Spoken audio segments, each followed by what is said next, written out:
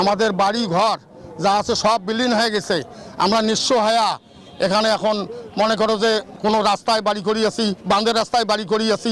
উনি আগে কইছে যে তিস্তা মহাপরিকল্পনা আমি যদি সংসদে যাই প্রধানমন্ত্রী হই তাহলে আগে তিস্তা নদী মেগা প্রকল্প বাস্তবায়ন করব। অনেক লোক অনেক নির্ভীক হয়ে গেছে, বসার মতো কোনো জায়গা নাই, স্থান নাই।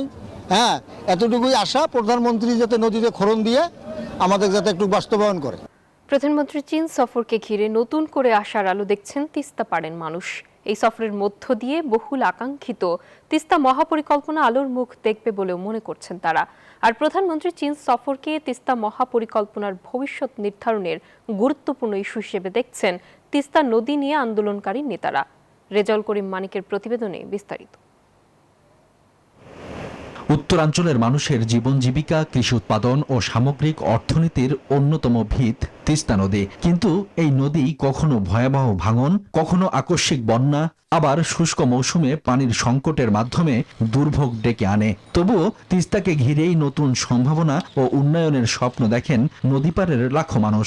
সেই স্বপ্ন বাস্তবায়নের অন্যতম আশার নাম বহুল আলোচিত তিস্তা মহাপরিকল্পনা। প্রধানমন্ত্রীর চীন সফরকে ঘিরে আশায় বুক বেঁধেছেন তিস্তাপাড়ের মানুষেরা।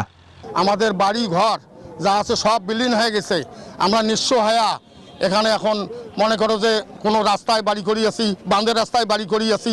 উনি আগে কইছে যে তিস্তা মহাপরিকল্পনা আমি যদি সংসদে যাই প্রধানমন্ত্রী হই তাহলে আগে তিস্তা নদী মেগা প্রকল্প বাস্তবায়ন করব। অনেক লোক অনেক নির্ভীক হয়ে গেছে, বসার মতো কোনো জায়গা নাই, স্থান নাই।